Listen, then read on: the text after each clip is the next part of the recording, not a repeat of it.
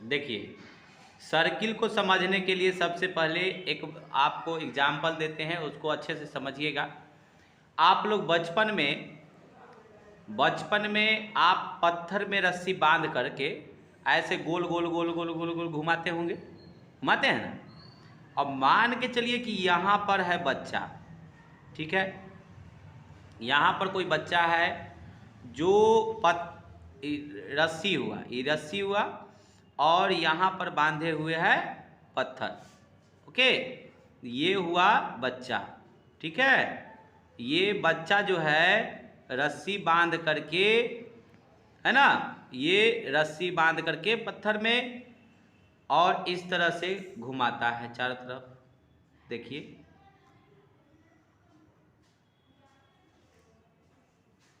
ये रहा, ठीक है। तो ऐसे इस पथ पर पत्थर ऐसे ऐसे घूमता है, ठीक है। इस तरह से पत्थर घूमता है चारों तरफ, देख रहे हैं ना।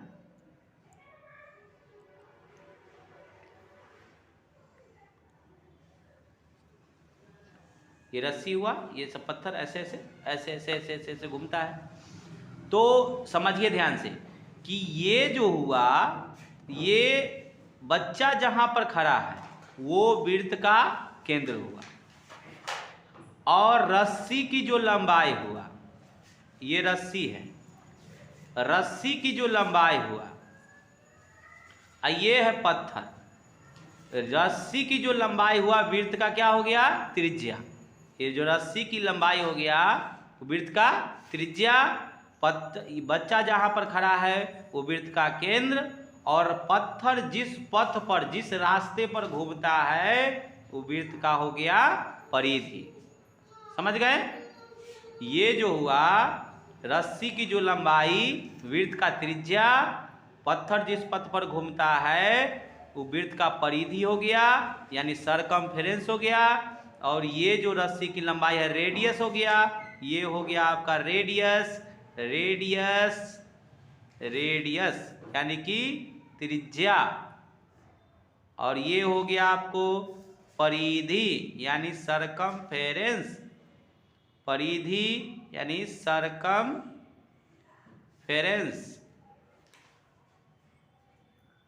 और ये हो गया केंद्र यानी सेंटर। समझ गए मैं इतना बात। अब देखिए इसमें ये सर्किल है, ये इसका सेंटर हुआ, ये हुआ आपको रेडियस, त्रिज्या हुआ, ये हुआ परिधि, ये हुआ केंद्र। अब परिधि पर के दो बिंदु को मिलाने वाला रेखाखंड को कहते हैं ए बी। ये हुआ आपको जीवा, क्या बोलते हैं इसको, जीवा। इसको कहते हैं जीवा। पहला आपको कुछ टॉपिक पहले समझ लीजिए। केंद्र हुआ, केंद्र हुआ, त्रिज्या हुआ, व्यास हुआ, जीवा हुआ, परिधि हुआ, चाप हुआ। चाप में दो तरह का, लघु चाप, लघु चाप और दीर्घ चाप, दीर्घ चाप। त्रिज्य खंड हुआ, इसमें भी दो, लघु त्रिज्य खंड, लघु त्रिज्य खंड और दीर्घ त्रिज्य खंड। दो तरह का त्रिज्य खंड हुआ। ये देखिए, अब समझिए बात को। केंद्र तो आप समझ गए, केंद्र होता है पर ये वृत्त के ठीक मध्य में स्थित होता है, केंद्र होता है। केंद्र से परिधि के बीच की दूरी, केंद्र से परिधि के बीच की दूरी को त्रिज्या कहते हैं। केंद्र से परिधि के बीच की दूरी को त्रिज्या कहते हैं। और व्यास क्या होता है? व्यास समझने से पहले जीवा समझ लीजिए। परिधि पर के दो बिंदु को मिलाने वाला रेखाखंड, परिधि पर ए बिंदु, परिधि पर बी बिंदु, परिधि पर के दो बिंदु को मिलाने वाला रेखाखंड वृत्त की जीवा कहलाती है। तो ये वृत्त का जीवा हो गया ए बी। और इसमें देखिए कि ये भी एक वृत्त का जीवा ही हुआ, पी क्यू जो है वो वृत्त का जीवा हुआ। लेकिन यह जीवा क्या है? यह जीवा केंद्र से होकर गुजरा और यह जीवा वृत्त की सबसे बड़ी जीवा होती है। तो सबसे बड़ी जीवा को ही वृत्त का व्यास कहते हैं। ये देखिए ये वृत्त हुआ, ठीक है, ये वृत्त का केंद्र हुआ। और ए बी जो है ये वृत्त का जीवा है, लेकिन यह केंद्र से होकर गुजरा है और यह वृत्त का सबसे बड़ा जीवा हुआ, इसलिए वृत्त का क्या है? वृत्त का व्यास है, ठीक है, यानी कि डायमीटर। वृत्त का व्यास मीन्स वृत्त का डायमीटर, ठीक है। अब जीवा समझ में आ गया होगा, व्यास समझ में आ गया होगा। अब परिधि तो जानते ही हैं, किसी वृत्त का जो बाहरी माप है, जो बाहरी घेरा है, वो पूरा जैसे यहाँ पर, यहाँ से आप ये पूरा जो डिस्टेंस होगा, ये कर्व डिस्टेंस ऐसे जो मापेंगे, अगर एक धागा को इस पर इस तरह से ऐसे बिछाइए और ये यहाँ तक आइए, यहाँ तक की जो लंबाई होगी वृत्त का परिधि होगा, ठीक है। अब चाप, इस परिधि का एक अंश, एक टुकड़ा, एक खंड, देखिएगा ध्यान से, ये हुआ वृत्त। अब वृत्त का एक ये खंड, ए बी खंड, इस तरह से ये जो चाप है, ये इसी को चाप कहते हैं। और इसको हम लोग सूचित करते हैं ए बी चाप, इस तरह का लगाते हैं इसमें चिन्ह। अगर ए बी इस पर लिखे हैं इस तरह से ए बी, तो ए बी जीवा हुआ, ए बी जीवा हुआ, इसके ऊपर इस तरह से लगाएंगे तो ए बी जीवा हुआ, ये जीवा हुआ और ये चाप हुआ। दोनों में अंतर है कि इसके ऊपर चाप का सिंबल है और इसके ऊपर जीवा का यानी लाइन सेगमेंट रेखाखंड का सिंबल है। तो ये हुआ जीवा और ये हुआ चाप, ठीक है। अब इसमें चाप में लघु चाप क्या होता है और दीर्घ चाप क्या होता है, तो समझिए। ए बी जो हुआ, ए बी ये लघु चाप हुआ, ये लघु चाप हुआ, लघु चाप।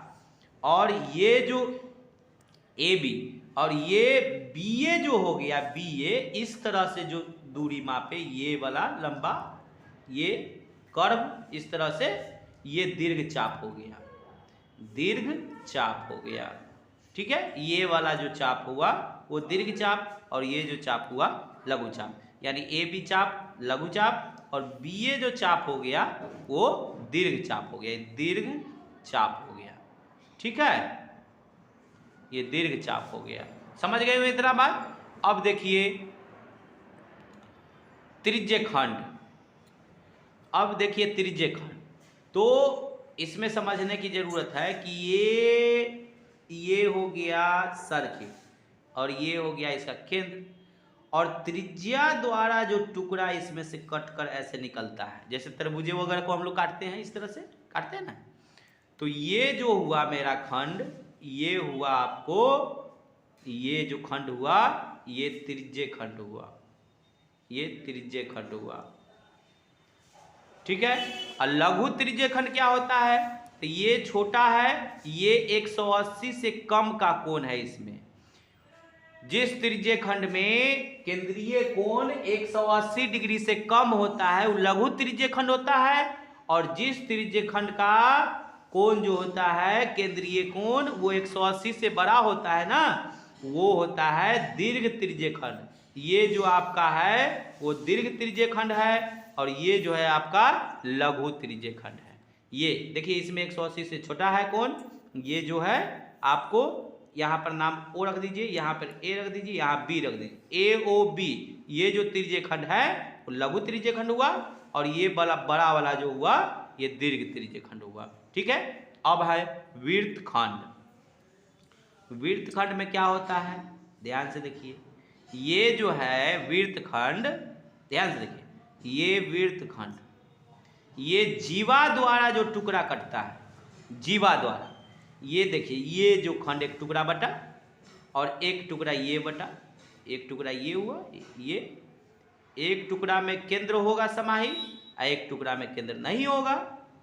ठीक है, ये देखिए, ये पर ये जो है ये एक दो टुकड़ा हुआ। ठीक है,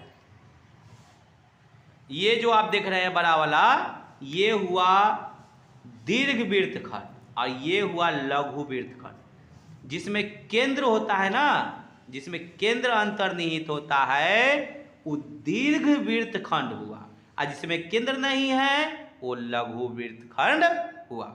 ये हुआ लघु वृत्तखंड और ये हुआ दीर्घ वृत्तखंड। ये हुआ लघु वृत्तखंड और ये हुआ दीर्घ वृत्तखंड। ठीक है, समझ गए होंगे? ओके।